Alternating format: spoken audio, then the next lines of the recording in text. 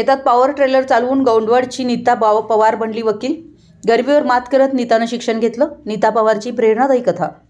बेळगाव जिल्ह्यातील गौंडवाड गावची नीता पवार ही मुलगी वकील झाली आहे।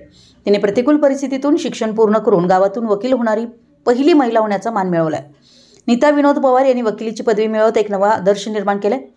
नीताच्या घरच्या हलाखीच्या परिस्थितीमध्ये शेती करत 10वी पर्यंत गावातील महात्मा गांधी हायस्कूलमध्ये शिक्षण घेतलं। त्यानंतर ज्योती महाविद्यालयामध्ये कॉमर्स 12वी आणि त्यानंतर भाऊराव काकतकर कॉलेजमध्ये बीकॉमची पदवी घेतली। ही पदवी घेतल्यानंतर वडील व आईने आपल्या मुलीला वकील करायचं ठरवलं। मात्र परिस्थितीमुळे एक कठीणच होतं की मात्र त्या परिस्थितीमध्ये आईनं नीता हिला BV बेल्लद लॉ कॉलेजमध्ये प्रवेश घेण्यास सांगितलं आणि त्यानंतर नीतानं लॉ कॉलेजमध्ये प्रवेश घेतला व जिद्दीनं अभ्यास सुरू केला।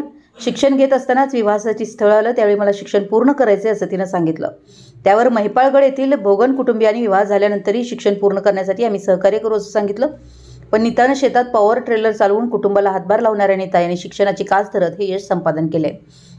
विशेष म्हणजे त्यांचं सासर महिपाळगड तालुका चंदगड या गावात वकील होणारी ती पहिली महिला सुनबाई ठरली। गरिबी 5वीला पुजलेली असली ती काहीतरी वेगळं करून दाखवण्याचा निश्चय मनात बाळगलेल्या गौंडवाड येथील नीता विनोद पवार यांनी आपल्या कठोर परिश्रमानं वकिलीची पदवी मिळवत समाजासमोर मुलींना एक नवा आदर्श निर्माण केला आहे। नीता यांनी आपल्या जिद्द चिकाटी आणि मेहनतीच्या जोरावर गरिबीवर मात करत हे शिक्षण घेतलं। गौंडवाड गावातून वकील होणारी नीता ही पहिलीच महिला ठरली आहे। नीता यांचे वडील शेती करतात, आई भाजीपाला विकून कुटुंबाचा उदरनिर्वाह चालवत होती। नीता केवळ 10x10च्या घरात या सर्वांचा संसार सुरू आहे।